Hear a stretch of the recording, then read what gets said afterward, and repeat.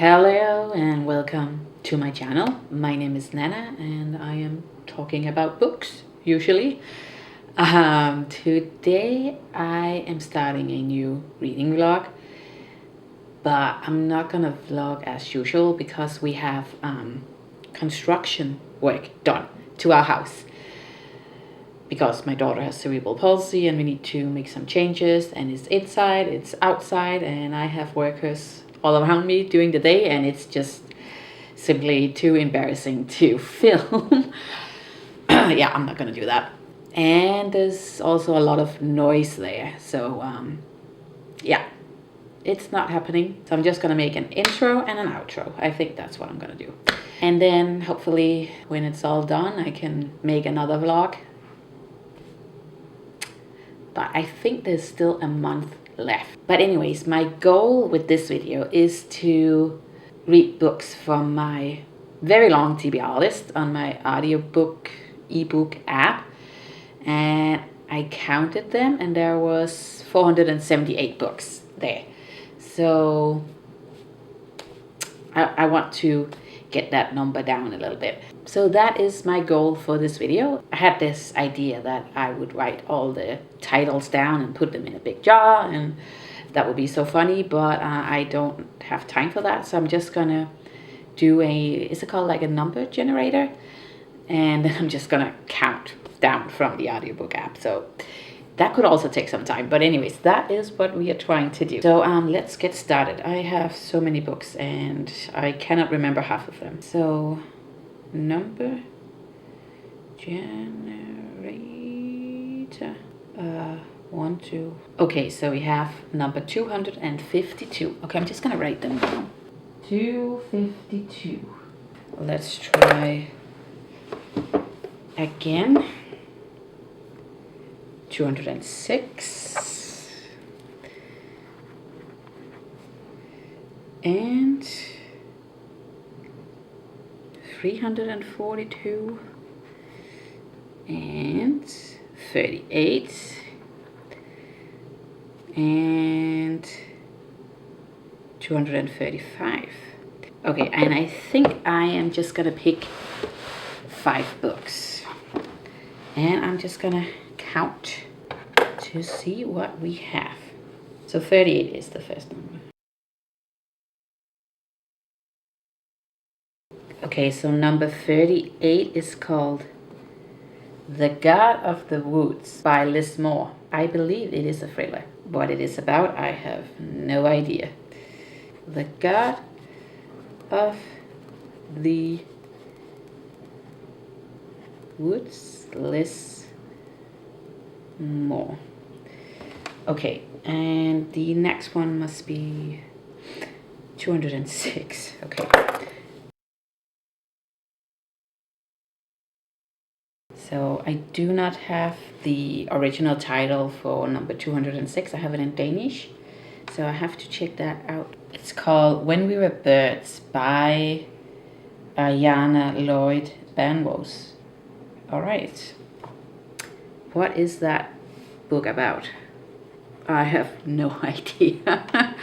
Oh yeah, I think I remember. It's about this boy who wants to work at this cemetery as a what do you call the person that digging the graves? And it takes place in Trinidad, but then his mom is like, no, you cannot do that because we are not supposed to get like in contact with the dead.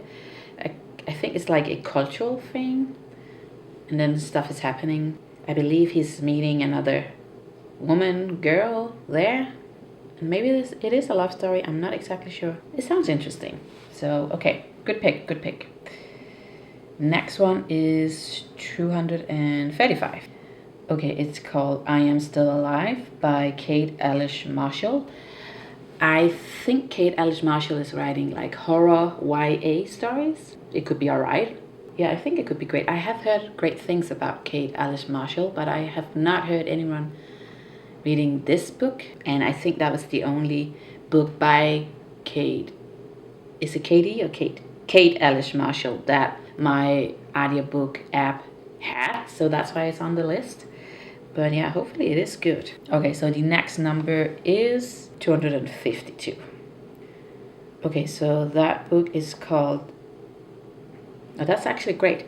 It's called Violetta, how do you say it in English? Violetta by Isabel Allende, and I just talked about her in my last video where I wanted to try authors that doesn't come from the US or England and other countries that gets promoted a lot on BookTube, so that's great. Okay, so now we have one book left, and that is number 342. It's another thriller by Michaelides, and it's called The Maidens.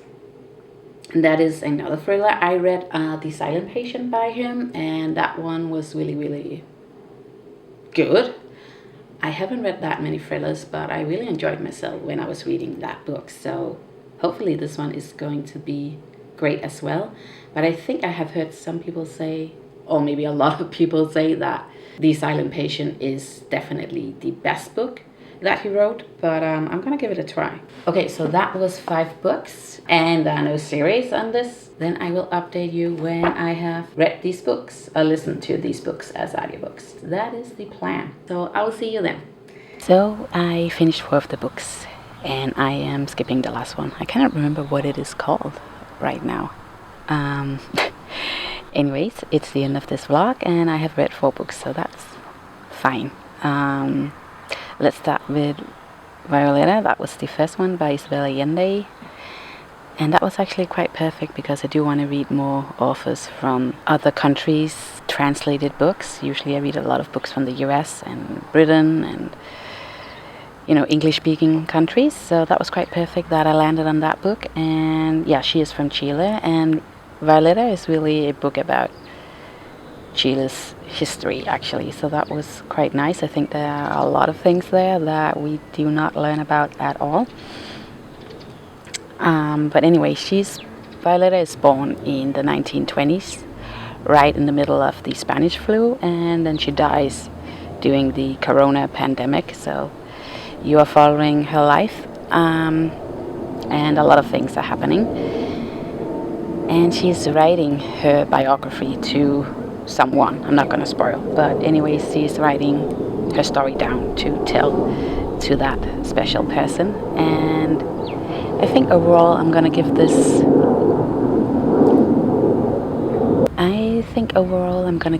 a 4-star. I do like historical fiction, and this was a good read.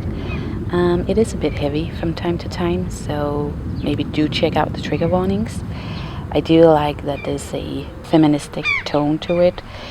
Violetta is also a person that is fighting for women's rights, and Isabel Allende is also really good at describing characters, born in the 1920s and how they would think about things, political things, and how it can be very different from someone who is born today. And it's also really interesting how the US have supported the dictatorships in a lot of the South American countries during would that be the 60s, 70s, 80s, also the 90s, instead of the democracies that was trying to grow, trying to become a thing, because that would benefit the US more, the dictatorships. And I just don't think that we hear enough about that side of the story. Anyways, Violetta comes from this really rich family, but then the depression hits in the 30s and her family loses everything. Her father kills himself and they have to go live at this very poor countryside in Chile, and then it's about her making a life for herself from there. And yeah, it was quite good. So yeah, I think I'm gonna give it a 4-star. Then the next book that I read is When We Were Birds by Ayanna Lloyd Banwo. She is from Trinidad, but she does live in England now, and I think she wrote this story in English, but she still, I think, counts for an author that comes from a country that I definitely have not read any books from. So that was quite interesting to read about Trinidad. The story follows Darwin, who takes this job as a grave digger. He is really poor and this is the only job that he can find, but being a grave digger is really against his religious beliefs, or at least his mom's religious beliefs. She does not want to have anything to do with him as long as he is a grave digger. And then you also follow Jette, who inherits her mom's duty of helping people to the afterlife. So this is like a magical realism book, and Yejiger and Darwin are helping each other on something. I don't know, it was quite weird. I think you, in some part of the books, are definitely getting the Trinidad vibe, and there's a lot of old folklore that's explored, and that's quite nice, but it was also a little bit confusing, and sometimes I didn't exactly know where this setting, or whatever you want to call it, took place. So that was a little bit confusing. I did listen to it as an audiobook, so maybe that's why it wasn't so clear. It could also just been the magical realism aspect that was confusing. I'm not always into magical realism. It's a hit or miss for me, I think. And this book is more like a freestyle. It wasn't that interesting, it wasn't that exciting, but it was okay. So the next book is by Michaelides, and that was The Maidens. And you follow Ayanna, and she gets a call from her niece Zoe that one of Zoe's best friends have been murdered at Zoe's university. Zoe's a student, and Ayanna is a group therapist. She's not a psychiatrist, or is she? I'm actually not sure. Have to check that. But anyway, she goes to Zoe's university, and she's trying to solve this murder. I did read The Silent Patient by Michaelides, and that book was really good. It was really interesting, and there were a lot of plot twists in it, and I was definitely expecting that in this book, but it felt a bit more obvious in this book, and then it wasn't, but at times was, I don't know. And it also felt a little bit too convenient about how Ayanna just got into several crime scenes, and how she was just so lucky to overhear a conversation, and it was definitely overall really convenient. But still, it was exciting and just a little bit unrealistic. But it was a book, so that's fine. I think it's gonna be maybe a 4-star as well. But just have in mind that it has that element of it being a little bit too easy, and I think it also reads a little bit younger when it is like that, maybe. I don't know. But yeah, 4-star, almost a 4-star. I think that's my rating. Oh yeah, it also has a overlap with The Silent Patient, where you're also hearing about Theo, who is the main character in The Silent Patient. I'm not going to spoil anything, but that was quite interesting to see as well. And Ruth was also the mentor to Theo, and she's also Ayanna's mentor, so it does take place in the same world. And then we have I Am Still Alive by Kate Alish Marshall, and this one is a YA survival thriller. You follow this young girl who just lost her mom to a car accident, and then she has to go live with her dad. And she hasn't seen her dad for many years, not since she was 4 years old, and now she's 16 years old. And she's going there. She's from the US, but then this man is taking her to Canada instead. He's taking her to somewhere really secluded, and that's where her dad is. And then you learn that her dad is hiding out there because of something that happened, and she has to then survive because her dad is dying. And I'm not going to spoil anything more, but it's like I said, a survival thriller about surviving in the Canadian nature. It was okay. There is a lot of whining in this book.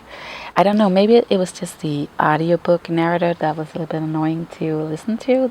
It got to be a little bit too much, a little bit too annoying, and my mind was just drifting. But at other parts, it was really exciting. So I'm not exactly sure how I feel about this book, because I do like survival thrillers, but there were a lot of whining. It was fine, so maybe like a 3.5. It was a little bit too much. That is it for me today, and I hope that you enjoyed this little reading challenge. I was thinking about showing you the progress of all of our renovating, but it's still not finished, so I'll have to save that for another video. But yeah, I hope you enjoyed this one, and I will see you.